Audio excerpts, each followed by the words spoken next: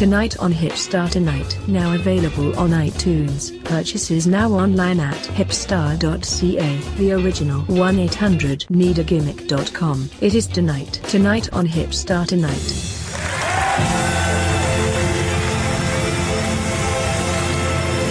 I sound like Bill O'Reilly. No. Not necessarily. Yeah. I wouldn't want to sound like something I wouldn't want to sound like. Especially on a day like today. Phlegm in my throat. Tonight on Hipstar Tonight. It's a Thursday, April 27th, 2017. Right. Yeah, man. It's been good. I had this thought on the streetcar, actually. I want to talk about this, okay? It just popped into my brain, so stay with me here. I'm thinking, like, back in the days, the idols we looked up to in wrestling, the Ronnie, Dennis, Bill, Jake, Joseph even, all those guys were fucking gold, but the story is how long it took them for them to break, or sometimes, in some cases, not at all. But the stories about how they just were in and out of the Fed and took forever and just paid dues over dues over dues. And back then, though, wrestling was still kind of basic. It was cool moves, you know? Now, it's fucking spots. You got to come up with these cool spots that are boom, boom, boom, boom, boom, and then I'll hit the ropes and I'll go off the second, boom, boom, boom. And it's intimidating, actually. I'm kind of scared, I'm not going to lie, thinking about it. But now, because if these kids can keep up with these spots and just they can look good, not necessarily the guy selling them, but if they can look good doing their flippy spots, then they'll get brought up right away. It's quick now. The turnover rate, man, is bad, though. Because you get up, and then you have a couple months, and then you're out. And then what? You're supposed to fucking... Your 5 moves now? Are you doing, like, springboards on top of springboards to the other side of the ring? Like, that's unfair, man. You have to understand, Hipstar, these athletes, what I call the wrestling gods, the Dennises, the EYs, the Bobby Roods, the list goes on, Las Jalapeno. I believe that, in my opinion, like, these people are super athletes. It doesn't matter what they do. They're not on the air like you were yesterday, critiquing pro wrestling and then saying that you're in 2 days of sobriety. Yeah. They're not smoking cigarettes as to, like, camouflage them not doing something else. They're not doing that. Yeah, I agree with that. I put a lot of thought to that today, and today I've gone without a smoke, and I'm feisty, man. And yesterday I didn't have any. You need to watch more Sergeant Slaughter. Yeah, never a cigarette. You need to watch in the morning. It'll make you not want to smoke. It'll make you want to march the streets. Go fucking pick up some garbage or something. It'll make you want to do shit. Cut promos. You know, Dusty Rhodes hanging up the garbage truck. These men never smoke. I mean, Dusty, the odd cigar, but gimmick, maybe, I don't know. You don't inhale a cigar, so it doesn't hurt your lungs in any way, so it's fine. I think that's good, man. I think that's some good piece of advice. I'm still on that. The cannabis oil is a huge change in my life. It gives me that energy. And you know what? I think smoking altogether is just really, really bad if you want to be athletic, if you want to be healthy, if you want to have some endurance and some fucking stamina.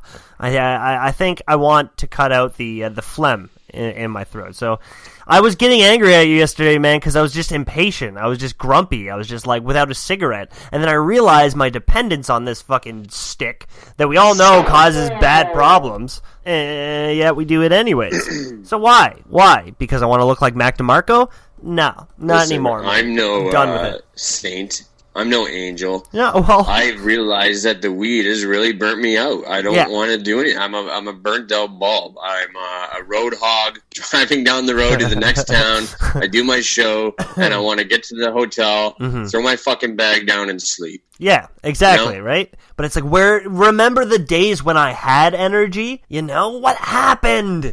I'm still youthful. I still got some energy. Why I remember the days that you used to wrestle on a fucking beach, go to the Reeb House after party, tear the fucking place apart, walk out with 5 women, and now you couldn't even afford. Like, now it's just everything is downhill. Yeah, exactly. You know? A lot of people blame Kathleen Wynne. I mean, everybody's got to point the finger at something, I guess, but no one looks at the fucking selves. I told you people a week ago, get up! It's not my fault. Get up right now. Just get up! Get up off the couch, everybody. Seriously. No more excuses. Well, my life will get better when they legalize it. No. Get up, man. You don't have to get up. If you're driving, don't stand up. Yeah. If you're driving, then you got a sweet data plan, by the way. You're listening to this in your car, so... You know somebody like that Bruiser Bracken? If Bruiser Bracken was driving right now, he would try to stand up. He's such a fan of the show. Oh, yeah. Yeah, he just, local wrestler gets in 5-car pileup for listening to Toast. What great publicity for us, though. I just doesn't understand. Did you ever watch the Adam Sandler movie where the teacher was the wrestler? That's what Bruiser Bracken reminds me of, but Huss doesn't know who that is. Like, is he lying? Have you had to have seen that? Well, Jay, he was the principal, actually. He wasn't the teacher. I mean, yeah, but he was the gimmick wrestler. That's Bruiser Bracken. The gimmicks, the mask, the size... The whole it's the principle from Billy Madison. I don't know. Let's look at the accomplishments. The hideous blob went to places like Mexico. He was in that AAA magazine in the movie, so he hit places. Okay, well, the blob isn't bury the guy. All right, he's trying his hardest. He's on Rogers TV at 4 a.m. You know, this fictional character in a movie script went to Mexico, and this guy didn't. Like I just said, ironically, he looks like the blob, but you don't have to burying the guy on the air. Fuck. Way to get too deep with your fiction, we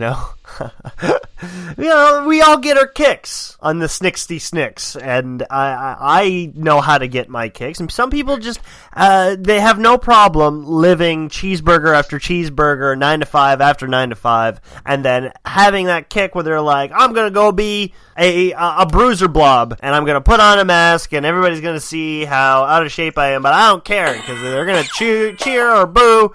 Jeer, I don't care. I'm going to get a reaction. But you know what? My kicks. I don't mind as a professional to do professional commentary on Bruiser Bracken's matches. Mm-hmm. I will do what I can to get you over, kid. Yeah, exactly. But I was unhappy with the last show with the timing of you bringing in that wood from the ring truck into the fucking Lee's Palace. Like, these shows have curfews, and we want to get the fuck back on the road. You can't be like trying to squeeze your belly in the door with a piece of plywood, and people are on the streets trying to get around this blob, we're trying to put a show on. This marquee says pro wrestling, and we're acting like a bunch of fucks out on the sidewalk because of you. What the fuck? Why are you doing it to me? It's so plain to see. I was saying that my kicks, I want to be impressive. Exactly. I don't want to fucking be in the way. I want to be that guy like, he's here. He's just another obstacle that I gotta get out of the way when I'm trying to move this fucking ring post out the door. And he's taking pictures with somebody's baby that he just met that night. I don't want to give away anything or break kayfabe. I'm just gonna kind of throw this out there in a kayfabe, carny sort of manner. You're right. You'll understand. Yeah. But the audience will get a bit of it, but not the secrets. Okay. I did commentary on one of your latest Hogtown matches, which is a 6-man tag, which we're not going to say the participants in there because that would be a spoiler. Yeah, exactly, right? Between me and you, bro, you were very clumsy in that match. Exactly, I hated it. The booker was sitting beside me, yelling and screaming and pointing it out, and I was like, whoa, I didn't really realize that Hipstar was this bad. Like, I'm sorry you're upset. I agree. I totally agree. Well, not you, the booker, but... Well, yeah, but you book some shit, and on paper, it doesn't even look good then. I mean, I totally take responsibility for that. When you have bad performances, man, you question yourself so much. Like, is this it? Do I stop now? Do I stop embarrassing myself and others and making them look bad? But, I think that turned a page for me. And, this sobriety run for the show is good news because I've been less bitter. I've been utilizing my fucking workplace. I wanted to leave my job and get a new job because they're not like me. I don't deserve to be there. But I got a gym. I got a place to be healthy. And I'm fucking cranking it, bud. Crushing it. And I'm on it. That's what I'm about now. I'm a little embarrassed here. Just quick news break. InfamousJMoore@hotmail.com. I really don't want to read this one. It's kind of #kiss hazard, which I don't know what that means. But to this guy writing in saying, yo, Jay, how can you call yourself a manager or give yourself a moniker as the greatest manager in Ontario or of all time when you go from managing Tyson Dukes, Congo Kong, Cody Deaner, to name your first match that you managed this year was with the hip star Zach Atticus. Wow. What happened to your career in a year's time? What's going on? And how do you explain this? Like, well, you know, how do I even talk to a guy like this? So, Kiss Hazard. I want to these are fucking Mark's writing, and I don't know. I was like so happy to do. I was there for podcast business. Well, exactly. So, you know, I gave a little freebie to the promotion because I was treated so well there. Yeah, you want to support a good cause. Of course you do. Treated like a fucking asshole. You know what I mean? When I walked in the locker room, they treated me so good. So I gave it 110%. So fuck you, dude. Okay. Chris Hazard. I'm Kiss Hazard. Kiss. I want to get your opinion on it, though, Jay. Honestly, what do you think? Do you think? Listen, I had a good time. Exactly. I have a good time at the Rock Pile every time, but you know, I got to be honest with you. I'm there at the Rock Pile for two people, you and Warhead. Exactly. Warhead has so graciously let me perform there. I had good times there. And anybody that is starting wars, which is so fucking ridiculous for me to get into or read or comment on. Mm-hmm. But the fact that any fucking buddy calls themselves the most controversial promoter since Jim Cornette, and you run one show, you don't know what you're saying to the boys, my family, my fans, or my people.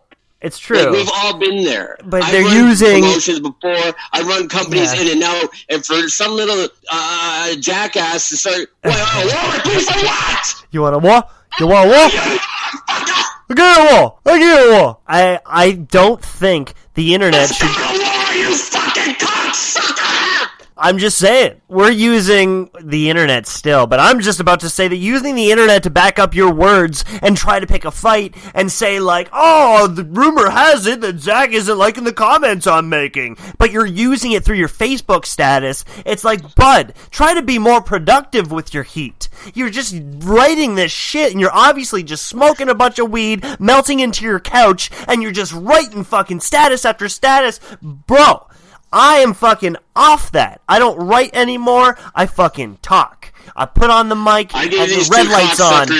Free commentary on two matches that I didn't even ask for fucking pay. I was in doing business with somebody else in Studio C, and you guys asked me, and I fucking sat down. I shouldn't even do commentary for fucking losers that want to go to war with me. Exactly. I don't see the fucking point in it. Bro, look at where my career's going. Do you think I want to drop it anymore by acknowledging you? All right? Just saying, like, these fucking small-time podcasts, and I gotta say, Chris Hazard does have a sexy radio voice. He really does. Fuck him. That's the guy, they had me do commentary with this guy, and now he's like, turning on me? Was great babyface promo on Facebook, bro. And that's the other thing. Exactly. We were talking yesterday about Ontario Indie Message Boards, Pro Boards. Facebook is the same thing. That shit is out. Nobody reads that shit anymore. Exactly. You look like a fucking asshole.